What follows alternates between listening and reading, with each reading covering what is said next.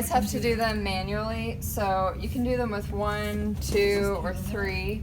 All I'm going to do is take them off and swap them, and I'm going to do it the same way each time. So I'm going to take them off, do this one and then this one, and then you knit a certain number of rows in between. So it depends on what you want the cable knit to look like. So if I take off, let's see, I can't remember which ones I'm doing here. These 3 and these 3.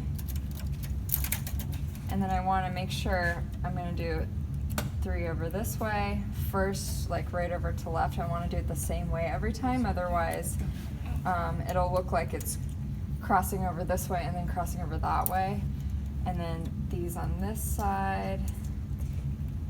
And then I'm going to knit, let's say, 4 rows in between and just follow that pattern. So they're really pretty, they look really cute, but they take a little bit of time because you got to do that every time you want to cross over. So that creates that crossover, and a regular cable knit looks like it's crossing over the same way every time. It looks like a spiral, but it's like actually going the same way. If you wanted to do a design where it was going opposite for some reason, just know that's the reason it looks the same way, is because I'm going to do the right and the left, or opposite, it doesn't matter which way, it's just you've got to do it the same way every time. And then let's do 4 rows. How many? 3, 2. And then normally, so the other thing I want to show you is, because there's this big crossover, a lot of times you get, especially with the bulky, you'll get some space in between. A lot of times what people do, especially to make this stand out, and you can do this later, you can do a little bit of cable and then do it later. The one on the very outside here, they'll drop it and then rib it up so it makes the cable knit stand out. So I'm going to do that. I'm going to do it a couple more times, and then I'm going to rib that outside one and show you what that looks like. So 3 and 3, or you can do 2 and 1, doesn't really matter. It's just this makes a bigger cable knit.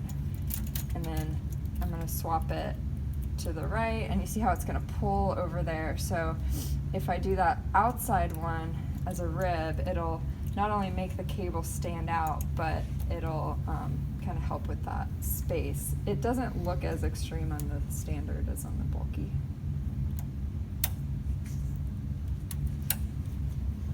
Three and 3, and then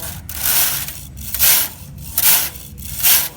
So you can see that's starting to go like this, but it really needs, so I'm doing these 3 and these 3, so I would drop this one, and I would drop, oops, not that one, this one, and then rib those up.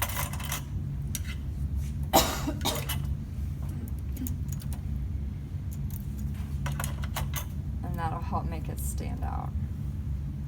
So I'm just gonna switch this.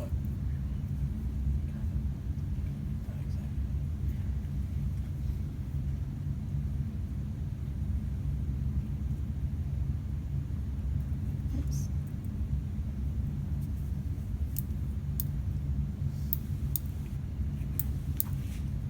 And that kind of creates a border around it, and it also cinches this in, so it makes the cable knit stand out.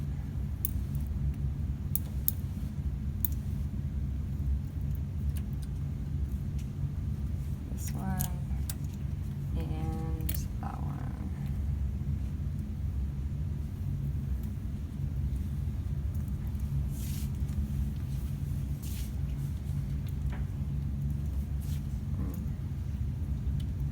Something weird happened there.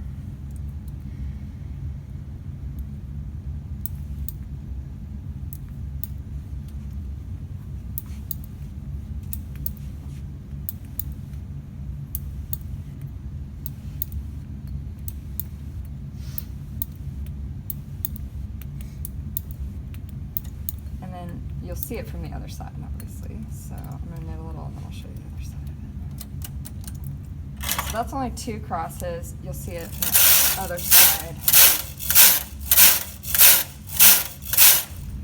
with the rib. So the rib kind of cinches it down, and then you see your cable knit on this side. So it would be like that, and it kind of makes it stand up.